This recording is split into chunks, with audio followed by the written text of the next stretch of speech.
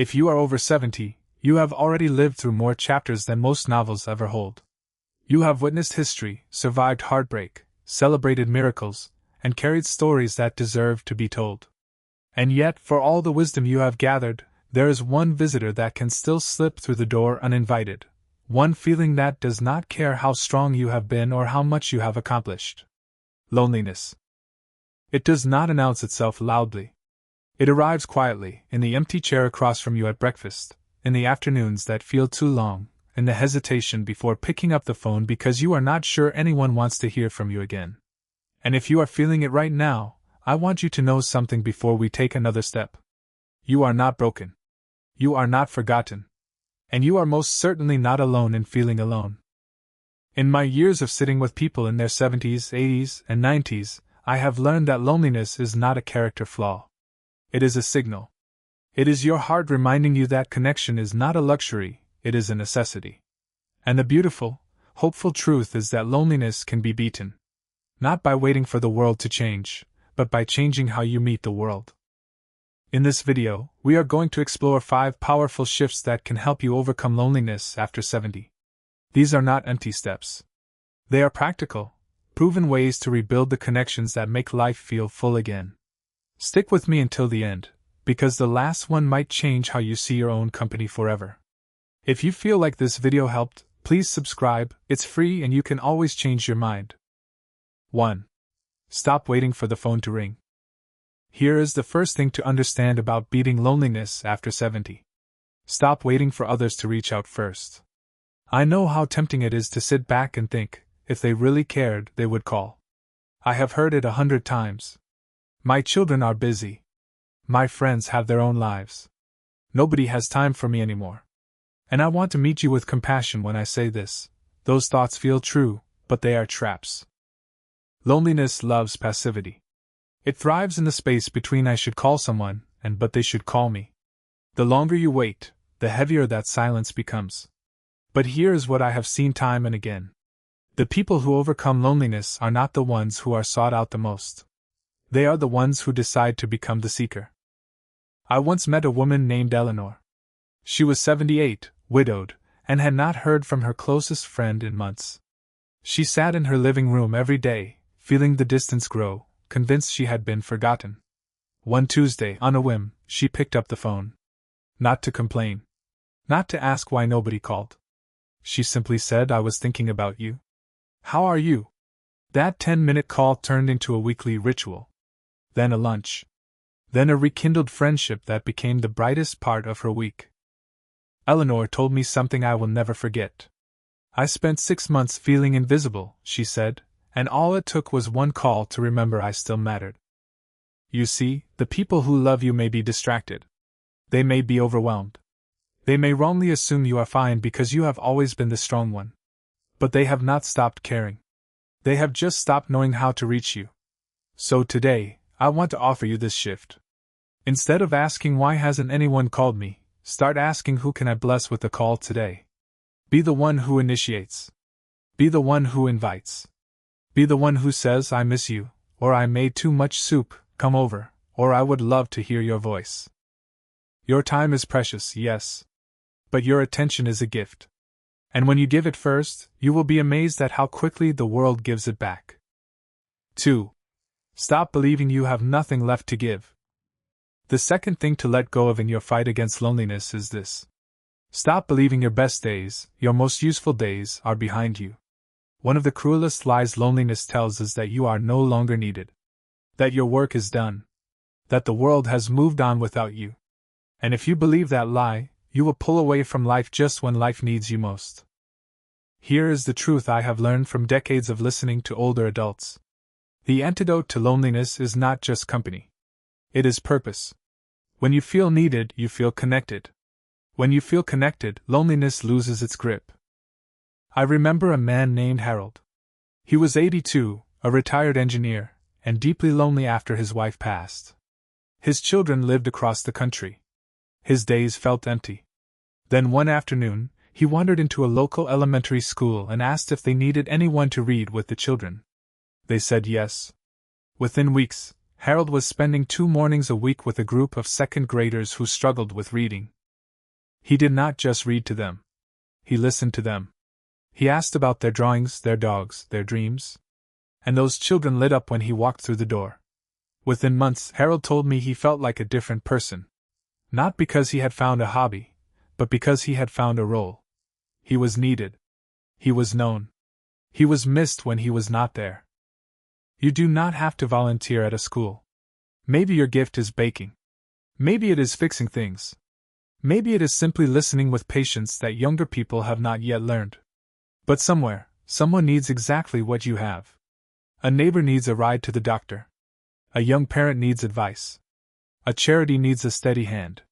When you give your time, your talent, or your story, you stop being a spectator in life and become a participant again. So ask yourself today, what do I know? What do I love? Who could benefit from the wisdom I have earned? Because you are not finished. You are not a museum piece. You are a living, breathing source of value. And the moment you start giving again, you will start receiving the connection you have been missing. 3. Stop saying no to new connections. The third shift in beating loneliness after 70 is this. Stop saying no to new people, new places, and new possibilities. I understand why you might. By the time you reach your 70s, you have a history. You have routines. You have preferences. And the idea of walking into a room full of strangers feels exhausting, maybe even terrifying. But loneliness loves a closed door. It flourishes in the familiar, in the repeated, in the I already know what I like. The reality is, many of the people you loved most are no longer available in the way they once were. Friends have moved. Spouses have passed. Families have scattered. And if you wait for the world to recreate the exact social circle you had 30 years ago, you will wait forever. But if you open yourself to new connections, you will discover something extraordinary. There are people out there who have not met you yet, and their lives are poorer for it. I spoke with a couple, Margaret and Joe, both in their late 70s. After Joe retired, they spent 2 years in near total isolation. Not because they had no opportunities, but because they turned them all down. The senior center felt too loud. The church group felt too cliquey. The walking club met too early. Every option had a reason to refuse it. Then one day, Margaret made a decision. She called it her year of yes. For 12 months, she would say yes to every invitation that came her way, even if she did not feel like it. The first few events were awkward. But then she met Rita at a gardening club. Then she met Arthur at a lecture series. Within a year, she had a circle of friends she described as my second family. New connections will not feel like old connections at first. That is okay. They do not have to replace what you have lost. They simply have to add to what you still have. So say yes to the neighbor who invites you for coffee. Say yes to the class at the library. Say yes to the online group that discusses books or history or birds. You are not too old to make a new friend. You are never too old. And the person sitting next to you at that event might be just as lonely as you are, hoping someone like you will say hello first. 4. Stop closing yourself off from younger generations. The fourth thing to release in your battle against loneliness is this. Stop believing that deep connection only happens with people your own age. One of the most powerful, underused cures for loneliness is intergenerational friendship. And I do not just mean seeing your grandchildren at holidays. I mean real, ongoing, mutual relationships with people decades younger than you. There is a strange myth in our culture that older people and younger people have nothing to say to each other. That they live in different worlds. But I have seen the opposite. I have seen 25-year-olds starving for the kind of wisdom only a 75-year-old can offer. I have seen teenagers blossom when someone simply takes them seriously. And I have seen older adults come alive when they stop performing the role of elder and just become a friend. I knew a woman named Clara. She was 81, sharp as a tack, and utterly alone after her sister died. Her children visited when they could, but they were busy with careers and kids of their own. Then Clara did something brave. She signed up for a program that paired seniors with college students who needed conversation partners to practice language skills. She was paired with a young man from Korea named Min Jae. Their weekly meetings started with language lessons. But soon they were talking about everything. Family. Food. Fear. Dreams. Clara learned about a world she had never seen. Min Jae learned what it meant to survive loss with grace. When Min Jae graduated, he called Clara his American grandmother. And Clara told me that relationship gave her more joy than she had felt in a decade. Younger people do not see you as irrelevant unless you see yourself that way first. They are curious. They are hungry for stories. And they offer something you need too: energy, perspective, and a reminder that the world is still growing, still changing, and still full of future. So mentor. Tutor. Attend events at the local university. Invite your neighbor's child to help you with technology, and then share a meal as payment. Build bridges across the generations. Loneliness cannot survive in a life that is woven into the whole tapestry of community. 5. Stop treating solitude as the enemy. The fifth and final shift in beating loneliness after 70 is perhaps the most surprising. Stop treating solitude as the enemy. Now, hear me carefully. I am not telling you to accept loneliness. Loneliness is the ache of isolation, and it is real, and it hurts. But solitude is different. Solitude is the art of being alone without being lonely. And learning this distinction can change everything. For much of your life, being alone may have felt like a problem to be solved. You filled your days with noise, with tasks, with people, because silence felt uncomfortable. But after 70, you have earned the right to a different relationship with your own company. You have earned the right to discover that you are, in fact, very good company. I once sat with a man named Walter. He was 84 and had spent his entire adult life surrounded by people. A big family. A busy career. A packed social calendar. When his wife died and his mobility declined, he panicked. The quiet of his apartment felt like a prison. He told me, "I cannot stand being alone with my own thoughts." So we worked on it. Slowly.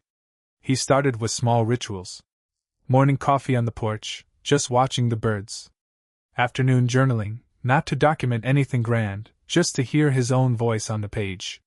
Evening music, the kind his wife had loved, played not to mourn her but to remember her with sweetness. And something shifted. Walter began to look forward to those quiet hours. He said, "I spent my whole life running from myself. Now I am finally meeting me." When you befriend solitude, you become less desperate for connection. And paradoxically, that makes you more attractive to others. People sense desperation. But they are drawn to peace. When you can sit with yourself in contentment, you bring a full cup to every relationship instead of an empty one begging to be filled. So start a practice of intentional solitude. Not isolation. Solitude. Write letters. Paint. Pray. Walk. Listen to music that moves you. Learn to enjoy the sound of your own breathing. Because the truth is, even in the most connected life, there will be moments when you are alone. And if you have made peace with those moments, loneliness loses its final stronghold. So there you have it. 5 powerful ways to beat loneliness after 70. Not by waiting for the world to rescue you, but by stepping back into the world with courage, purpose, and an open heart. Let us remember what we have covered today. Stop waiting for others to reach out, and reach out first. Stop believing you have nothing to give, and offer your wisdom to someone who needs it. Stop saying no to new people and places, and let new connections find you. Stop limiting yourself to your own generation, and build bridges with the young. And stop fearing solitude, so you can finally become the peaceful, complete person you were meant to be. Loneliness is not a life sentence. It is a season. And like all seasons, it passes when you prepare the ground for something new. Before we close, I want to ask you something personal. What is one small step you could take today? One phone call. One walk. One yes. Think about it. And if you feel moved, share your answer with someone you trust. Sometimes speaking the intention is the first act of connection.